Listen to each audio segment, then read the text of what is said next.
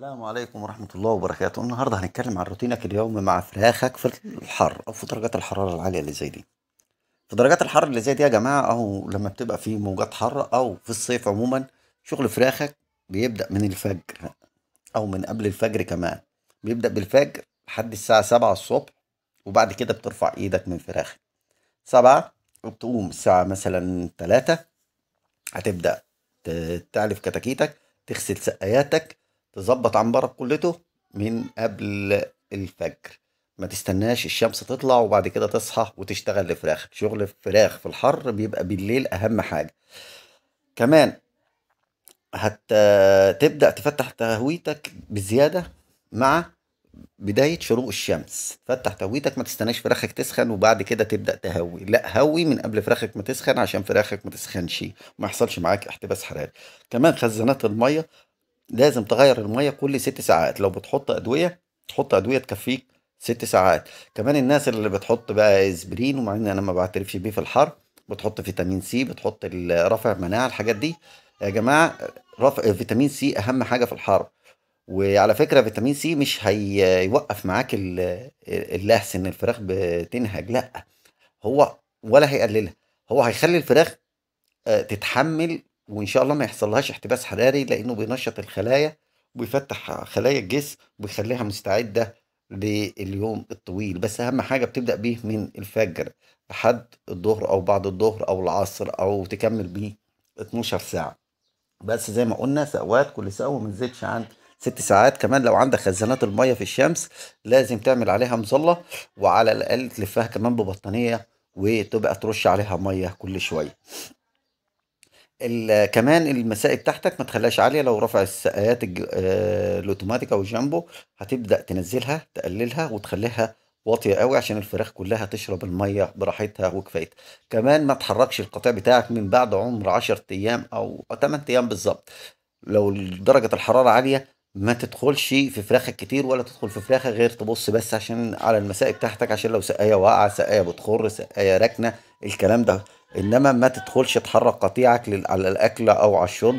كمان الساعة 8 الصبح حاول على قد الامكان تقلل الاكل او تشيل علفك خالص، وتبدا حتى في الناس اللي عندها تبريد في عنابرها برضو نفس الوضع بتعمل كده. وما تقولش انا عندي تبريد مش هنزل فيتامين سي، لا، لازم تنزل فيتامين سي عشان تعوض الفراخ عن الاجهاد الحراري وما يحصلش معاك احتباس حراري لفراخك ولا يحصل معاك اجهاد.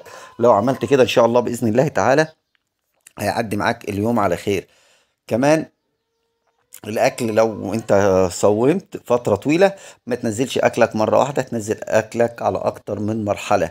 يعني تبدأ تنزل اول، لو بتأكل مثلا 5 شكاير في اليوم مثلا، يعني وليكن تدي اول علفة شكارة، وتسيب فراخك لما تاكلها وتبدأ ترتاح تمام مية مية.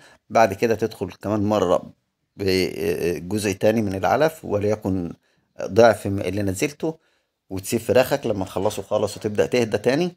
تبدأ تحط علفك كامل، ما تحطش علف كتير عشان الفراخ هتهجم على علف كتير وهتاكل كتير قوي، هيحصل معاك احتباس حراري. وعلى فكرة الجو ممكن يقفل معاك قوي بعد المغرب مش قبل المغرب. يعني ممكن درجة الحرارة من المغرب لحد الساعة 10 تبقى أعلى، والعنبر يبقى مكتوم قوي، والرطوبة كمان معاك تعلى قوي، فالعنبر ينكتم منك قوي من بعد المغرب لحد الساعة 10 بالليل.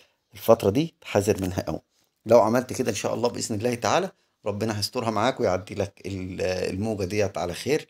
بكده اقدر اقول لكم السلام عليكم ورحمه الله وبركاته. السلام عليكم ورحمه الله وبركاته. النهارده هنتكلم عن روتينك اليومي مع فراخك في الحر او في درجات الحراره العاليه اللي زي دي.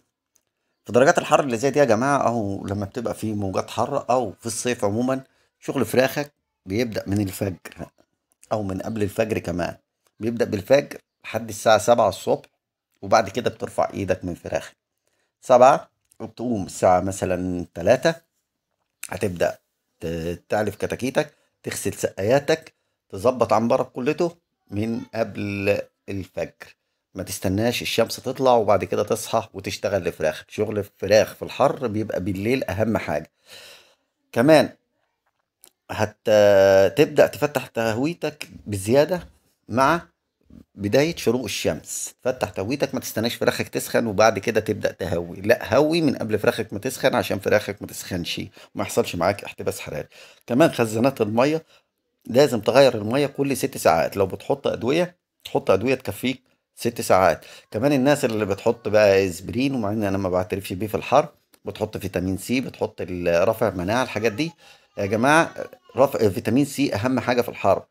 وعلى فكره فيتامين سي مش هيوقف معاك اللهس ان الفراخ بتنهج، لا، هو ولا هيقللها، هو هيخلي الفراخ تتحمل، وان شاء الله ما يحصلهاش احتباس حراري، لانه بينشط الخلايا وبيفتح